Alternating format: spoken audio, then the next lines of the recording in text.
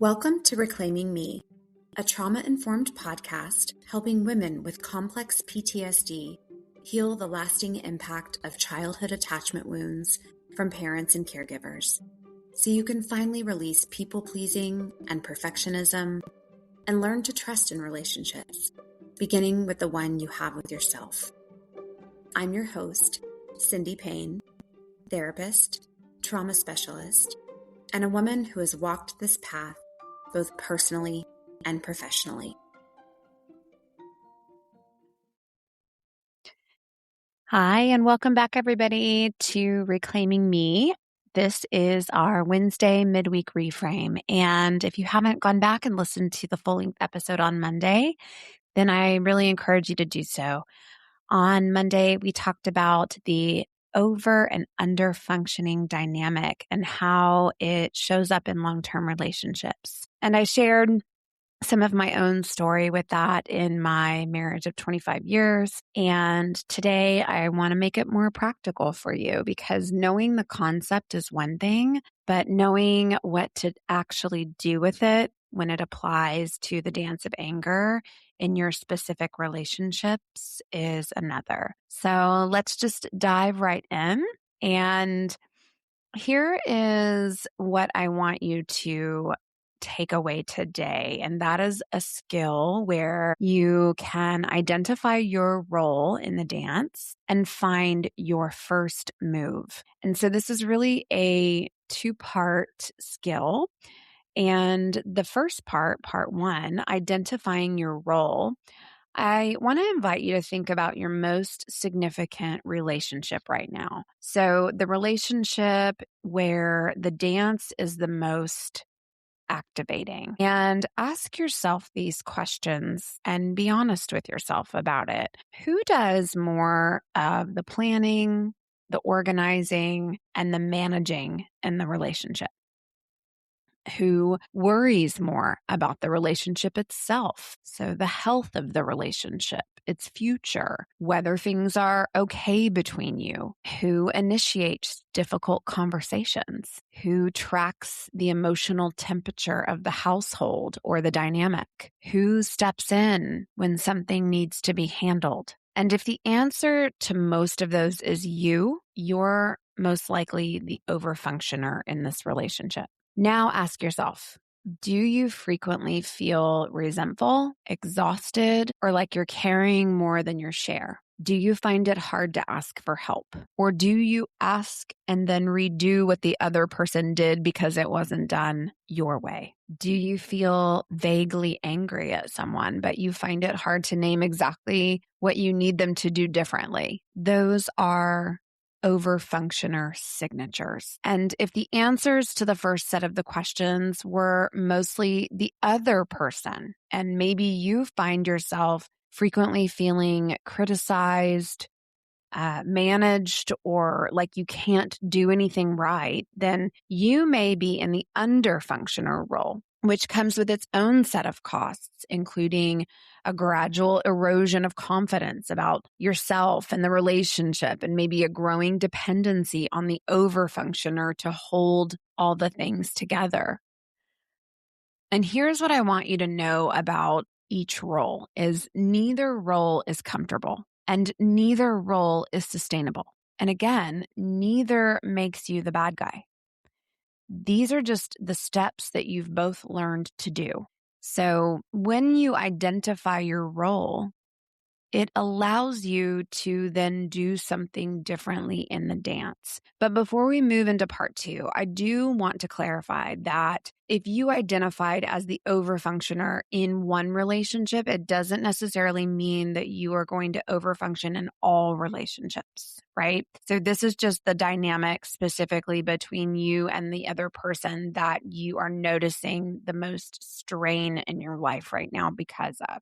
So just know that you might overfunction in your marriage and you might underfunction in your friendships, or you might overfunction at work and, I don't know, underfunction in your family of origin. So it doesn't have to be across the board. But right now for this segment, we're talking about, again, the relationship that the dance is starting to feel a little more complicated, a little clunkier. So once you've identified your role, now you can find your first move. And, if you're an overfunctioner, your first move is almost always going to be to do less. And I don't mean this dramatically. I don't mean this all at once, but to consciously choose one thing that you have been doing that you could stop doing or do less of, or maybe hand to the other person and actually let them handle it in their own way. And this is the hard part, and in their own time without stepping back in. And again, if you listened to Monday's episode, you know that this is going to be extremely uncomfortable. And your anxiety is most likely going to spike when you first start doing this. And you will want to just handle it yourself because it's faster and it's easier and you know it'll get done right. And that discomfort is the work. And so the answer to that is sit in it. And as an overfunctioner myself, I have to tell you, I sometimes literally have to sit on my hands. I have to sometimes literally leave the room because if I don't, I will start jumping in and doing it and falling back into that old pattern. So on the flip side, if you're the underfunctioner, your first move is to step up in one small specific way before you're asked. So not to take on everything all at once, but to choose one thing and do it without being prompted. And then notice what happens.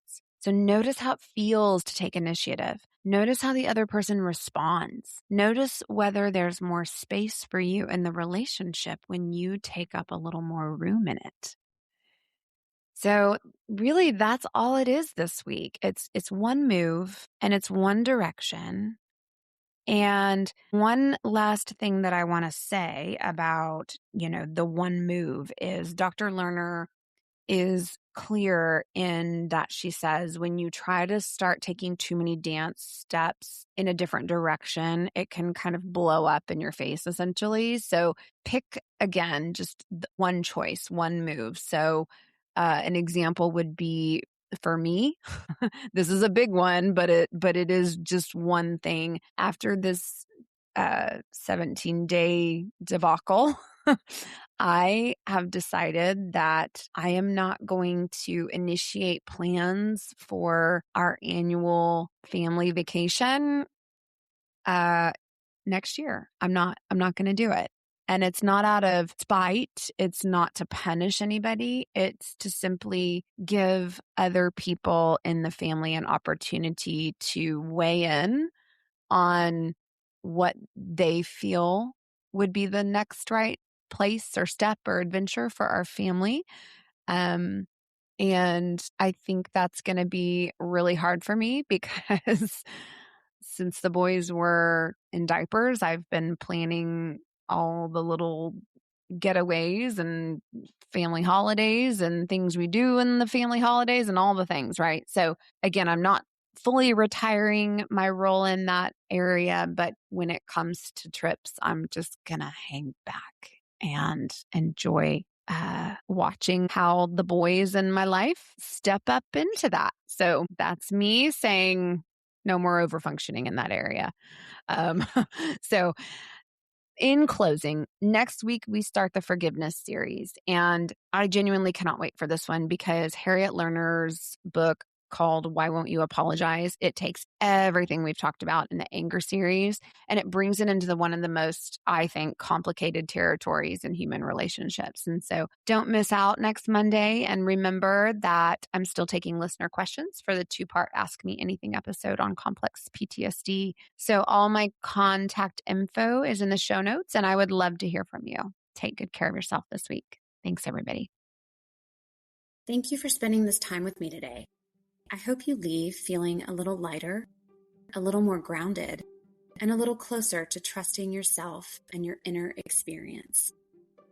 If this episode resonated with you, please follow or subscribe so future conversations can meet you when they're needed. And if someone came to mind while you were listening, consider sharing this episode with them. That's one of the ways this work reaches the people who need it the most.